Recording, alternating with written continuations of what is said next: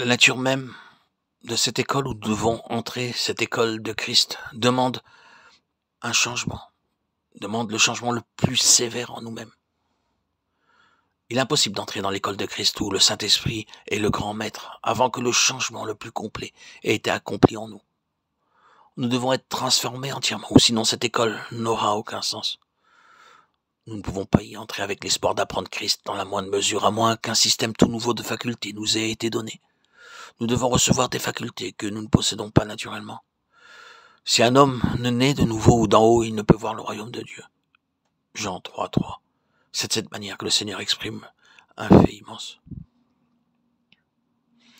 Ce royaume est un royaume où se trouvent certaines choses avec lesquelles je n'ai aucune correspondance, avec lesquelles je n'ai naturellement aucun pouvoir de communication. Faisons une promenade au jardin en pensant à notre méditation, passons au milieu des fleurs, des rosiers,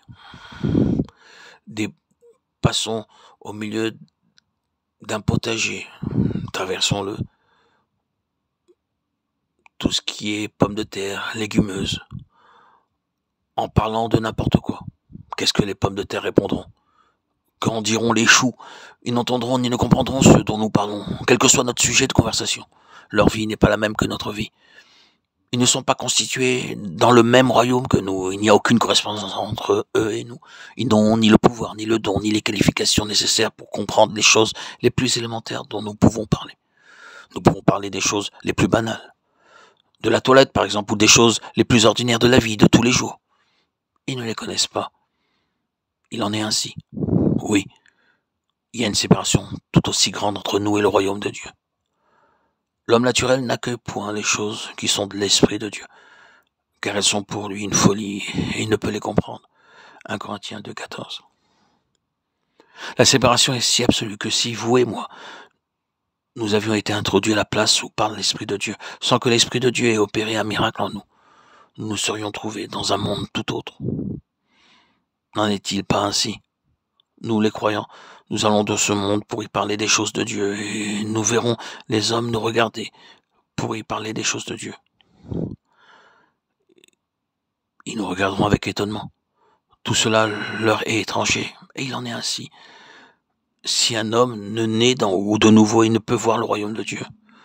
Pour entrer dans cette école de Christ, il faut que quelque chose se fasse en nous, et cela signifie que nous devons être constitués tout à nouveau, avec des qualifications et des pouvoirs entièrement autres pour saisir les choses de Dieu. C'est la nature de cette école de Christ, c'est l'école de l'Esprit de Dieu. Je sais que ceci est très élémentaire, mais n'est-ce pas là, après tout, la chose qui s'impose sans cesse à nous? Cela nous montre qu'il nous est possible d'entendre des paroles sans qu'elles aient aucune signification pour nous. Nous avons besoin que notre capacité de comprendre les choses spirituelles s'élargisse de plus en plus. Nous sommes par nature restreints dans ce sens-là.